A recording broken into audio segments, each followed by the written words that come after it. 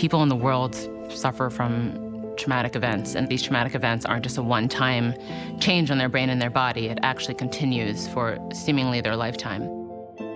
Bianca's research is inspired by her upbringing. My parents, my biological parents, were also foster parents, so I had foster siblings and adopted siblings growing up. Only now, as a scientist, I realize that that motivates a lot of the questions that I ask. How do we understand what happens when kids are born into trauma and optimize what we do have for better generations?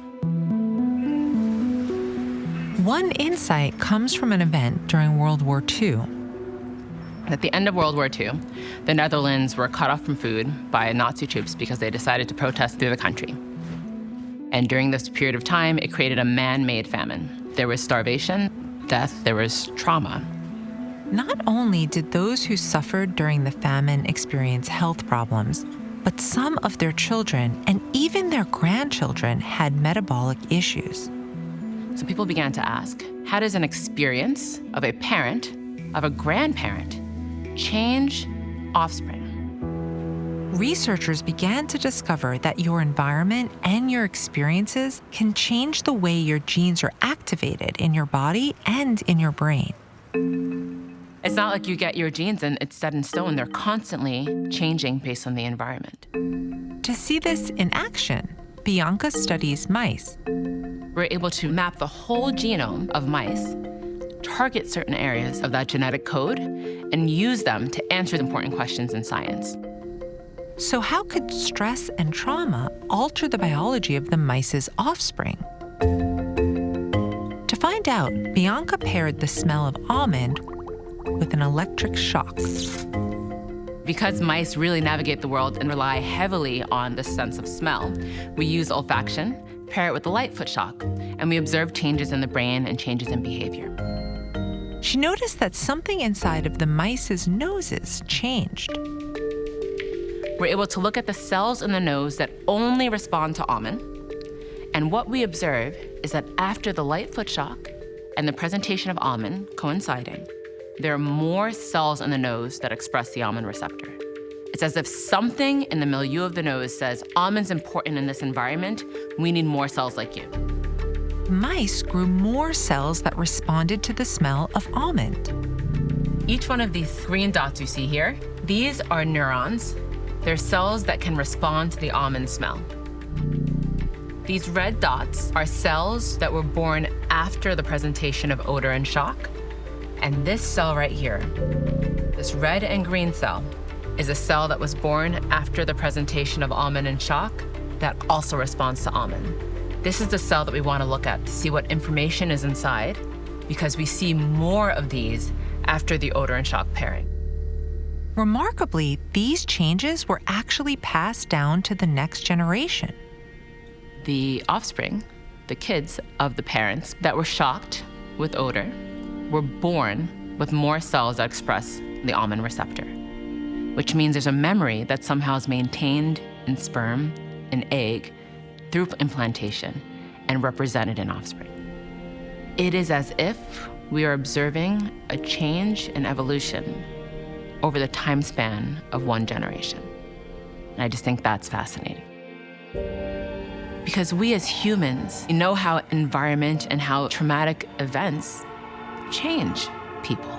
Just being able to take the science of that and being able to show that, we're just justifying what we already know as humans, what society has known for a long time, what individuals know. We just want to bring that to an undeniable truth. Our brains are not static. We try to make sense of what's happening right now, but we also try to make sense of what happened a long time ago and to have like this grand picture of our life as a trajectory. Our ability for conscious awareness. It's a magnificent ability, this ability to reflect on our own minds, but it also leads us astray. I have memories, plans, I have these feelings of agency over my actions. But what the science itself is telling us is that these things aren't necessarily bound together. Different aspects of the self can be manipulated or even taken away altogether. Your biology and the choices you make are all molded by your social interactions and even your family history. And yet we feel like we have control, like we have agency, right?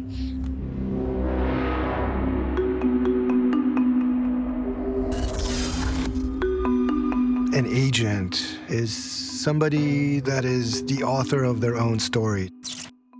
But actually, most of what's happening in our brain, we are not conscious of. And I think this gets you starting to think, wait a minute, is really everything under my control? Neuroscientist Uri Maus is putting our sense of control to the test. We feel like we're in control, but where exactly does that feeling come from? And how does it work? Ah, here you are. Hello.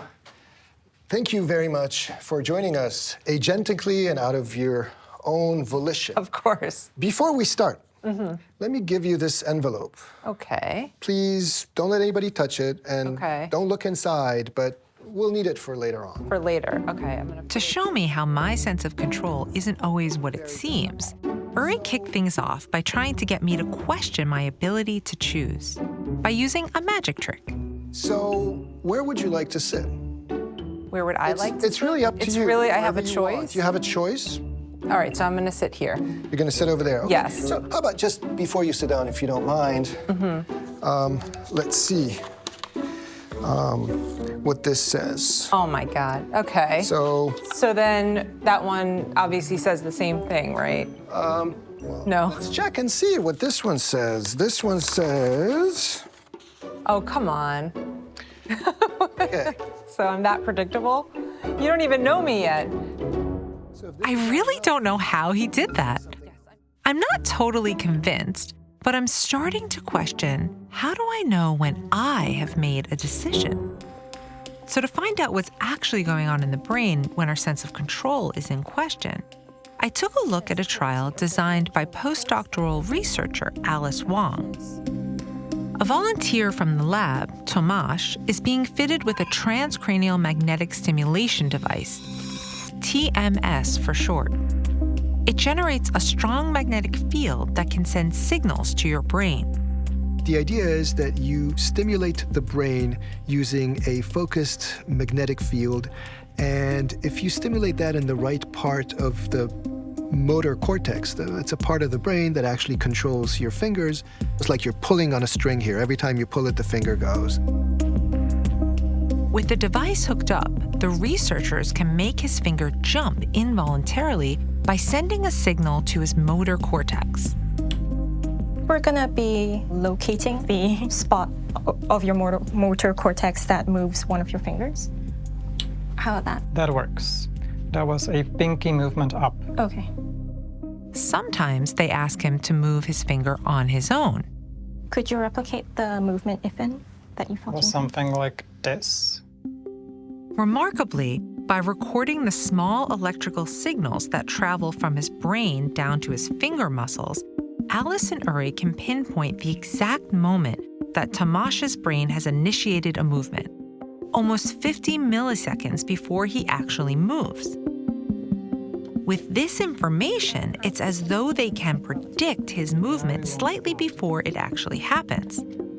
So now his sense of agency is about to be put to the test. Who initiated the movement? It was me. How much agency did you feel over the movement? Quite a lot. Full agency? Okay. Normally, the researcher isn't in the room, and all the questions are conducted by the computer. Who initiated the movement? I don't know. How much agency did you feel over the movement? I would say some agency. In some instances, just as Tomasz decides to move his finger, the researchers use the magnetic field to make his finger move. Who initiated the movement? I really don't know. Okay. How much agency did you feel over the movement? A little bit. So even in the instances when Tomasz really did decide to move his finger, how much agency did you feel over the movement? No agency at all. He didn't always feel like he was in control. So after the experiment, I was excited to hear the results. when Tomasz initiated the movement himself, yet we intervened with the TMS, Tomasz said, that wasn't me. I didn't initiate the movement. It was the computer. He thought that the computer initiated the movement, or it was both of them, or he wasn't sure, but he almost never said that it was him. So what do you think is going on there? How is this happening? You know, we walk around and we feel like, you know, we are the authors of our actions and so on. And you can see with just a little bit of messing around, it tends to fall apart. It's fragile, like our sense of self, our memories, our sense of agency. They're all things that our brain evolved over time, but they're fragile and they can be manipulated under the right circumstances.